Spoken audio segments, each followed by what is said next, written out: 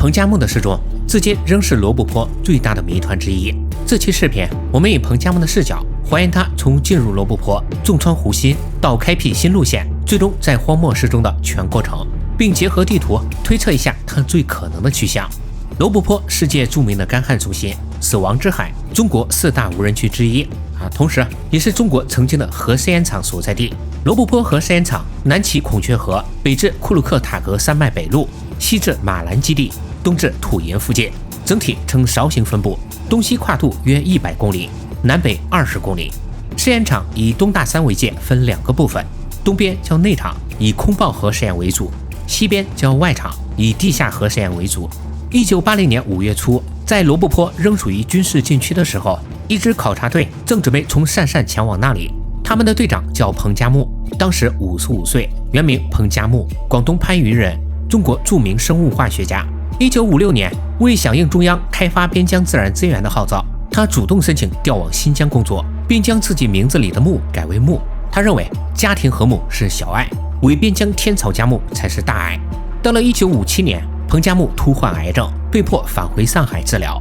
1年后，大病初愈的他再次奔赴新疆，之后一直担任中科院新疆分院的副院长。这是彭加木第3次前往罗布泊，第一次是在1964年3月，那次主要是在外围考察；第二次是在1979年11月，他以中日合拍纪录片《丝绸之路》摄制组顾问的身份随行。回来后，他就向上级申请进行罗布泊综合科学考察，请求很快获得批准，于是就有了这次行程。出发2天后，他们到达和硕县的马兰基地，这里是中国最早且当时唯一的核试验基地。考察队在那里补给后继续出发，队伍人数也有10人变成了11人。他们走的是一条被称为通经路的核公路，从外场的马兰基地可以直达内场东侧。今天如果你放大卫星地图，还能看到路两边有大量的废弃建筑群，那是当年的核研究、检测站以及部队营房等设施。1964年，彭加木离开罗布泊6个月后，中国第一颗原子弹就在外场区爆炸成功。2年后，第一颗氢弹爆炸成功。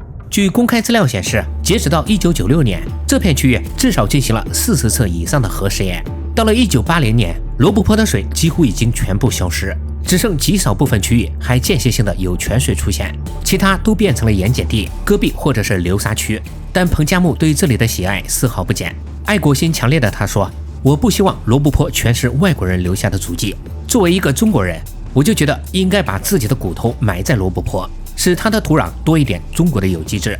但谁也没想到，他这些话最后竟一语成谶，同时也让人产生了很多联想。经过1天的行驶后，考察队抵达外场区的720基地。他们在休整的同时，开始规划纵穿罗布泊湖心的路线。最初的计划是从720基地向南横穿雅丹区域，直达楼兰古城，然后再从东南纵穿湖心。可因为高温和雅丹群车辆无法通行，于是又改为了东穿核试验场，沿铁板和河道穿龙城雅丹进入湖盆区，西行至楼兰故城进行考察，之后顺原路返回湖盆区，再向南行至湖心，接着转西南方。右边这个绿色假盐湖，也就是后来的罗布泊镇，当时还没有。1980年6月5日，考察队比原计划提前1个月到达终点站米兰农场。队员们既兴奋又后怕。兴奋是因为即将返回乌鲁木齐与家人团聚，后怕是因为罗布泊的高危与复杂地形曾多次让他们陷入生死边缘。彭加木则与大家的反应不同，他有点闷闷不乐，因为他觉得此次考察收效甚微，寻找特殊矿产资源的核心目标也没有达成。于是他思考之后，突然提出了一个震惊所有人的建议：再次返回罗布泊，深入推进未完成的科考项目，同时开辟一条新的穿越路线。他说，组建考察队不容易，不能浪费机会。当时他们距原定的考察结束时间还有20多天，但疲惫不堪的队员纷纷表示反对，好不容易才出来，你还要冒险进去？但彭加木的性格非常执拗，而且他兼具队长与副院长的权威，加上上级最终批准了他的计划，队员们只得服从。彭加木设计的新路线为从米兰出发，沿苏勒河古道东行，经洛瓦寨、库姆库都克、巴伊泉，向北穿越阿克塔格山后，转而向西寻找进入罗布泊的新路径。等抵达湖心后，再转西南返回米兰农场，总行程约800公里，最多需要7天时间。队伍人数还是11人，除彭加木外，还有5名科研人员、3名司机、2名军事人员。他们共有3辆车，一辆彭加木专属的越野车，由司机王万轩驾驶；一辆8座吉普车，主要为科研人员和军事人员乘坐；一辆1.5吨的嘎斯63卡车，用来装载物资。他们带着7天使用量的食物、水3大桶、汽油5大桶。此外还有野营装备、地质锤、罗盘、海鸥牌照相机、代号长江的无线电发报机、2支信号枪、少量防身武器等。1980年6月11日早上7点半，彭加木率10名队员正式从米兰出发。但谁知道，因为风向及路况太过复杂，他们3天时间仅前进了150公里，原定的时间和物资已经用去一半，行程却只走了1/5。这意味着，如果继续往前的话，那返回时就会面临水与燃油耗尽的绝境。再加上当时正值6月，罗布泊的白天最低气温42度，最高50度，地表温度更是飙升至75度左右。因此，恐惧和不满的情绪开始在队伍中蔓延。队员们劝彭加木掉头，有人甚至还与他爆发争吵，但彭加木坚持继续前进。他说：“后退就是逃兵，实在不行，我们还可以联系基地营救。”队员拗不过他，只得继续向东。6月16日中午，一群野骆驼的出现打破了僵局，队员们围捕到一头，补充了食物，消极情绪暂时消散。这头野骆驼后来被制成了中国第1幅野骆驼骨架标本。团队就地扎营，彭加木与副队长汪文先核对地图后确认，他们扎营的位置在库姆库都克以西10公里处。到了下午，悲观情绪再次出现，因为他们的水已经所剩无几，而且还变色发臭。队员们一致认为，无论前进还是返回，他们都已经无法自行脱困，所以唯一的出路就是向基地求救。彭加木最终妥协，但提出条件：先找水，再发电报，因为他坚信库姆库都克是有水的。库姆库都克在维吾尔语中的意思为沙井，史料记载这里确实曾有泉水。可是1980年这口沙井早已干涸，仅剩一口2米宽、3米深的土坑。但彭加木坚持让副队长，同时也是水文地质专家的汪文先去找，结果自然是找不到。彭加木仍不放弃，又要求他们扩大找水范围。他坚持的依据是，前苏联在1930年的地图上曾标注此处以及东侧还有井，而且1980年1月，丝绸之路摄制组还曾在附近的八一泉补过水。八一泉是50年代兰州某部队经过时挖掘的深水坑，可问题是，他们的营地距离八一泉至少还有50公里。而卡车仅剩半桶油的情况下，盲目前往只会更加危险，所以队员们无人愿意冒险。于是到了晚上，彭加木不得不同意向基地求救。他还亲自拟定了电报文，电报里他并未说要立刻送水，很可能他是想预留一段时间，自己先找到水，那样的话飞机就不用送了。16号晚上那个电报并没有说不用说我们要水，我们是告诉基地我们已经缺水了，是这个意思，是很含糊的意思啊。你要是说要水，彭加木绝对不同意了。有些人看到这里可能就很不理解让送水多简单，他为啥非要自己找呢？同行人员在采访中给出了解释，说像彭加木这种老一辈的科学家，这个觉悟非常高。他曾跟队员们说，直升机飞行1小时花2000，送500公斤水就要6-7千，这会给国家造成巨大负担。对这种老一辈的这种科技人员，他所处理的事就是事业，好像没有其他的个人的什么事。他讲起来这件事是滔滔不绝。210公里外的720基地最先收到了他们的电报，随后又把信息同步给了马兰基地。马兰基地那边看到电报内容后就有点懵，因为他们谁都没有听说过库鲁库都克这个地方，于是就想是不是彭加木把库木库都克说成了库鲁库多克。基地只得又发电报确认，要求考察队员报告具体的扎营点坐标，并告诉他们军区首长已经同意支援请求。看到回电后，队员们如释重负，他们准备第2天再测量坐标回电。吃完晚饭，大家就钻进了帐篷里睡了，只有彭加木仍在帐篷外剥着野骆驼皮。凌晨2点时，有队员起身小便，还看到他在给篝火添柴，没人知道他当晚都在想些什么。6月17日上午9点吃早餐时，彭加木再次提出找水，结果遭到了所有队员的反对，大家都不理解，基地明天就会送水，你怎么还要折腾呢？副队长汪文先也与他爆发了激烈争吵。汪文先说：“你要自力更生，我们要活命。”彭加木则固执地说道，一边与部队联系，一边向东去找水井，如果找到了水井，就通知部队不用再派飞机运水了。说完，他就离开帐篷，坐到自己专用的越野车里了。但这时已经没有人再听他的了。大家都选择留在帐篷里，有人测坐标，有人打牌，有人看书，有人睡觉。上午9点半，电报员给基地回复了扎营点坐标，发电报时彭加木没有参与。11点半，基地电报回复：飞机18日到达库木库杜克，你们不要动，原地待命。中午12点，副队长汪文先拿着刚移出来的电文，准备交给彭加木查看，可彭加木没有在车上。汪文先以为他去远处方便了，于是就先返回了帐篷。12点半，彭加木的专属司机王万轩到越野车上去拿衣服，结果发现副驾驶座上的地图册里夹着一张纸条，上面的内容是：我往东去找水井，彭6月17日10点半。上面的字也是彭加木的笔记，其中17还是由16改写过来的，说明这张纸条可能是他昨晚独自在篝火边时就写好的。但他思考一夜后，决定再劝大家一次，没想到还是被拒绝了。于是他就返回车内修改纸条上的日期，然后独自向东边找水去了。他离开时穿蓝色劳动部工作服，戴白色遮阳帽，脚上是一双42码的翻毛半高帮工作鞋，眼镜片上贴着蓝色绿色片。大家清点完他的个人物品后推测，彭加木身上的物资有装有2公斤水的铝水壶、海鸥牌照相机、灰色人造革包，包内有罗盘、钢笔式手电筒、地质锤、防身匕首、蓝色硬面笔记本，一小包在米兰农场买的椰子糖，还有一个打火机。奇怪的是，他最重要的抗癌药与标注八一泉的地图却没有拿，可见彭加木并未打算走太远。当时帐篷外气温约52度，地表温度达64度，这种环境下徒步找水与送死无异。大家得知这个消息后，立刻烧水灌满水壶，准备外出找他。但下午3点，罗布泊突然刮起了沙尘暴，这种情况不仅找不到人，还会危及自身安全，所以他们只能焦急地等待着。1个多小时后，风稍微小了一些，他们赶快启动越野车向东找去。此时距离彭加木离开已经过去5个多小时，在离营地6公里处还能看见他的脚印，可进入坚硬的盐碱地后，脚印消失。再进入沙地时，脚印也没有出现，所以他们只好返回。队员们没有马上向基地汇报这个事，毕竟彭加木离开的时间还短，或许晚上就回来了。天色变暗后，他们用红柳枯枝烧了2堆火，并每隔1小时打3发信号弹，信号弹的可见范围有30-40公里。同时还把越野车开上沙丘，并对着东北方打开大灯，希望彭加木回来时不要走错。可一直到次日凌晨2点，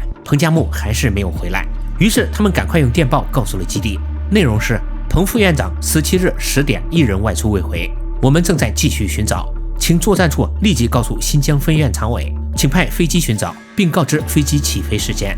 6月18日中午12点05分，基地派出的直升机来到营地，卸下水和油后又立刻起飞，向东方向进行超低空搜寻，地面清晰的甚至都能看见兔子，但就是没有一个人影。40分钟后，直升机无功而返。之后，飞机将1名患病队员带回了720基地，考察队员则再次出发搜寻。这次他们改为了东北方向，因为东边那条线直升机刚找过，南边又是沙漠，所以他们推测彭加木有可能去了北边。果然，在营地东北约8公里处，他们发现了与彭加木鞋子相吻合的脚印，而且脚印有来回徘徊的痕迹，说明他当时由于某种原因正在犹豫。随后，在前方河道内一处长满芦苇的小沙丘上，又发现了有人坐过的痕迹。芦苇丛中还找到2张半广东牌椰子糖糖纸，这糖正是彭加木在米兰农场买的，说明彭加木曾在此休息过。但奇怪的是，周围却没有彭加木离开的脚印。可一个人不可能就这么凭空消失，所以应该是原来有离开的脚印，只是河床内地面较硬，脚印又很浅，再加上1天多的沙尘暴，脚印就被风沙抹去了。为了保证考察队员的安全，马兰基地叫停了考察队员的后续搜寻计划。6月19日，团队奉命在营地等待1天，彭加木仍未返回。6月20日，新疆军区动用数十辆军车，100余人，配备2架直升机、1架救护飞机，展开了一次地毯式搜寻。这次搜索以点线的形式为主，北至红石井村，东至50公里外的八一泉。等他们赶到八一泉时，发现这口井也早就干涸。期间，中央又下批示要求加大搜寻力度。最后，新疆军区与考察队共136人次参与，每日工作超12个小时，出动9架直升机、3架安2型飞机。兰州军区还派出了28人的防化连，从甘肃敦煌往库木库杜克的方向搜寻，但最后一无所获。7月6日，第3次大规模搜救开始，共117人次参与，含中科院干部、部队官兵、上海、南京、烟台等地调派的公安警犬队，出动48辆车、29架次飞机，搜索面积超4000平方公里。结果同样是没有找到。10月11日，香港某报突然发文称有人在美国看见了彭加木，但这个消息很快就被证实为谣言。11月10日，第4次大规模拉网式搜寻开始，这次是以面为主，以找遗体为目标。沙丘、芦苇包、雅丹、凹地、流沙地，他们一个都没有落下。搜索面积达1011平方公里，参与人次1029人，期间甚至还挖到了几枚乾隆年间的铜钱，但唯独没有发现彭加木的踪迹。1981年7月20日，中科院等单位为彭加木举行了追悼会，这表示官方正式接受了彭加木已经死亡的事实。1982年1月，中科院以新疆飞院在库姆库都克附近设立纪念碑。同年，上海市人民政府追授彭加木革命烈士称号。注意，这个彭加木纪念碑的位置既不是当年考察队的扎营地，也不是彭加木真正失踪的位置，只是他向东的脚印在这片区域出现过。设立这座碑更多的是为了缅怀彭加木，而不是为了精确复现他的失踪现场。官方搜救结束后的数十年间，一直都有民间探险者寻找过彭加木的踪迹。2005年4月，敦煌考察队在库姆克塔格沙漠发现了一具干尸，位置距离彭加木脚印消失的地方仅20公里，干尸的遇难时间也在1980年左右。但是因为彭加木家人拒绝提供 DNA 样本检测，中科院只得去找当年考察队队员严洪建辨认，结果发现这具干尸并不是彭加木。40多年来，关于彭加木失踪的猜测层出不穷，主流说法大致分为3类。首先是叛逃说，有人称其叛逃美国或苏联，但那时的罗布泊还是军事禁区，中国边防的防护也非常严密，选择这里叛逃很不合理，所以叛逃说不太可能。我们当时那就是感觉可笑，不可能，因为飞机来有声音呢，我们没听到声音呢，而且他哪能找目标找那么准呢？就他一个人出去把他逮住了，那我们这些人都不知道，不逮我们呢，不可能，那个我们都好像根本不相信，而且是飞机朝低空来了，我朝低空来，咱们的国防部队干啥了？国防部队干啥了？第二种是超自然说，如双鱼玉佩、时空穿越、外星人劫持等等这些同样毫无根据。第三种是阴谋论，许多人怀疑彭加木是被其他考察队员杀害了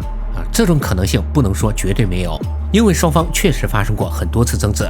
但是他们的矛盾又远没有达到要谋杀的程度，他们只需要集体不配合彭加木就行了。事实上他们也是这么做的，更何况伪造纸条、脚印以及糖纸等证据一个人是无法完成的，而多人协作的话又很容易暴露，大家千万不要低估审讯人员的能力。后来官方耗费巨资进行了几次大规模搜救，也能证明官方早就排除了考察队员的嫌疑。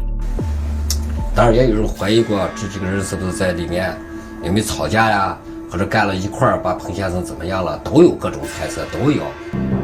有些人说就是你们把彭加木害死了，就是你考察队把彭加木害死了。有人说的更明显，你是把彭加木杀了所以说这个问题呢，这种看法嘛，就是当然是不成立了的因为你杀一个人也好干，总是有仇有怨嘛，对吧？你平白无故为啥要杀一个人呢？而且他也是副院长，他也是考察队的队长，对吧？而且你杀人，我们那个人你怎么能够杀人？你杀人的尸体还在那地方吗？那个尸体没走的，对吧？因此综合所有线索后，最符合逻辑的仍是官方结论，大致又可以概括为2种。第一种，流沙掩埋，彭加木患癌多年，6月16日晚又几乎整夜未眠，所以17日独自找水时，正午的高温很容易导致他脱水晕倒，然后在沙尘暴发生时他就被流沙掩埋。之所以会有这种推测，是因为搜救队发现此前考察队捕获的野骆驼骸骨仅仅1天后就被流沙掩埋了大半，那么大的野骆驼尚且如此，不要说人了。第二种可能是雅丹坍塌掩埋，库姆库都克附近有很多雅丹地貌，也就是风沙侵蚀后形成的黄土包，有些雅丹下方有洞窟，人可以在里面遮阳躲避风沙，但雅丹的根基多为疏松的细沙，遇到沙尘暴时极有可能发生坍塌。如果彭加木躲了进去，他就很容易被埋在里面，外面彭加木的脚印因为被沙尘暴毁坏掉，才导致他像突然消失了一样。有人说过从直升飞机上看兔子能看得到，为什么人找不到？这成千上万个沙包，他究竟在哪一个沙包后面？你进去的人，当然咱们说是多，100来个人，咱不少了，就和扫荡似的，50米一个，50米一个人，大家拉着网这样去找，大家之间还有距离了，可能这50米里面有2、3个沙包，是你来找，我来找，你去绕过了，还是我去绕过了？找不到就永远找不到了，这个没有办法去验收的，究竟在哪个沙包下面？其实我觉得还有第3种可能，彭加木在南边的库姆克塔格沙漠内，比如2005年发现的干尸就在那一片没人知道他为什么要去那里。如果彭加木真的被埋在那边，想找到的话难度更大。以上就是关于彭加木在罗布泊失踪的全过程，以及关于他最终去向的一些推测。我是比较相信官方的说法的，毕竟更合理一点，但不知道视频前的各位怎么看。好了，那本期视频到这里就全部结束了，感谢您的观看，我们下期再见。